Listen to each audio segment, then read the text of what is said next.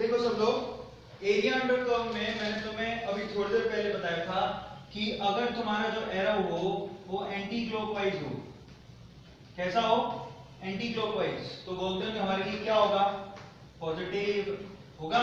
Sir camera में नहीं दिख रहा, ब्लू कलर का कोई बात नहीं, लो चेंज कर देता हूं। अगर ये एंटी क्लॉकवाइज हुआ, ठीक है, अगर ये एंटी क्लॉकवाइज हुआ तो वर्क क्या होगा हमारे लिए, पॉजिटिव, और अगर ये क्लॉकवाइज हुआ तो वर्क क्या होगा हमारे लिए, नेगेटिव। ये मैंने बताया।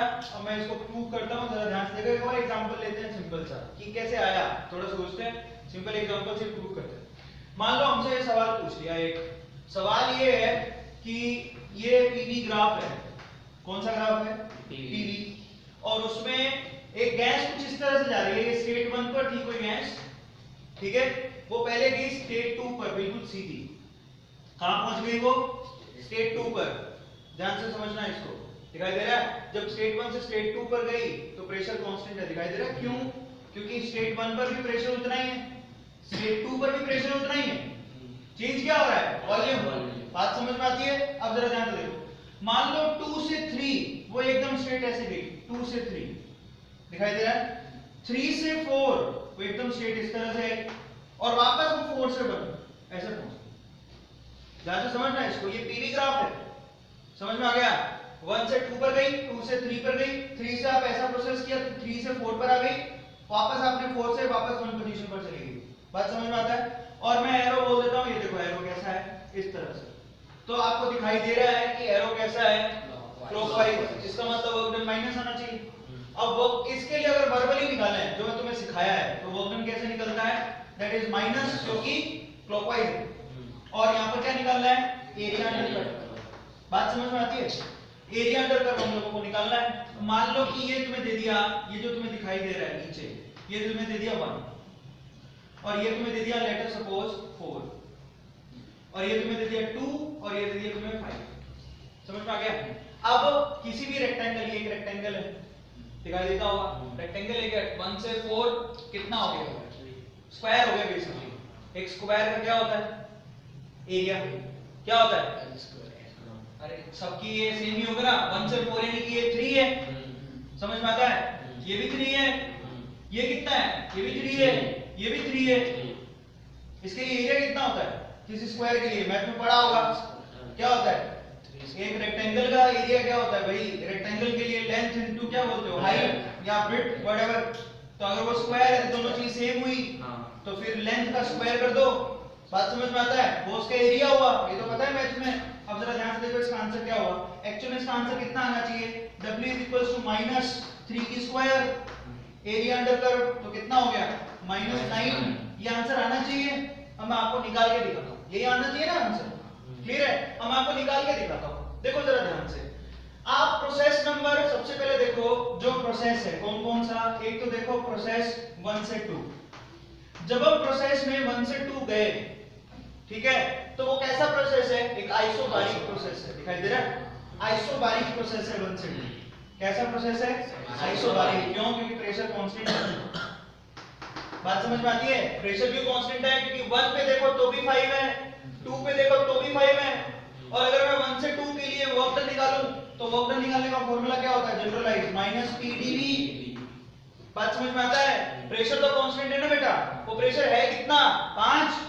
तो देखो जरा ध्यान से, W - P5 dV के रिस्पेक्ट में तुम्हें क्या करना है, इंटीग्रेशन, लिमिट वॉल्यूम की लगानी है। वॉल्यूम चेंज कितने हो रहा है, देखो 1 से लेके 4 तक, दिखाई दे रहा है, तो 1 2 4 चेंज हो रहा है, क्लियर हो गया सबको। अब जरा W इसके लिए निकालें, ये कितना हुआ, -5, तो कॉमन निकालो, बाहर निकाल लो क्योंकि कांस्टेंट है। dV का क्या होता है, इंटीग्रेशन, V लिमिट क्या लगानी है, 1 से 4, ये तो पहले ही बताया था, 5 को तुमने बाहर निकाल लिया, इंटीग्रेशन डिफरेंशियल कैंसिल कर देता है, बचता क्या है, V, उस पे लिमिट क्या लगाओगे, 1 और 4, सीख लो जो बाय वाले हैं, क्लियर हो सबको। अब जरा ध्यान से देखो, इस पे अपर लिमिट माइनस लो बोले तो वर्क डन कितना आ गया, -5 upper limit 4 minus lower limit 1, तो 4 में से 1 के कितना बचा, 3, तो वर्क डन देखो ये आया 3, यहां से 3 × 5 15, तो माइनस का 15, पर ये वर्क डन किसके लिए है, प्रोसेस 1 और 2 के लिए। समझ में आ गया, अभी तो एक के लिए निकाला, हमें तो पूरे सर्किल के लिए निकाला है ना, ये पूरे जो रूटीन हुआ अब आ जाओ प्रोसेस 2 और 3 के लिए निकालते हैं। अब प्रोसेसर 2 और 3 ये कैसा प्रोसेस है जरा चेक करो। 2 और 3 एक आइसोकोरिक प्रोसेस है और तुम्हें लास्ट लेक्चर में सिखाया था आइसोकोरिक प्रोसेस में वर्क डन कितना होता है? 0, क्योंकि वॉल्यूम चेंज ही नहीं हो रहा। कल ही सिखाया था तुम लोगों को वॉल्यूम चेंज होगा तो वर्क डन होगा, वॉल्यूम चेंज नहीं होगा तो वर्क डन 0। बात समझ में आती है? 2 से 3 का निकाल लिया।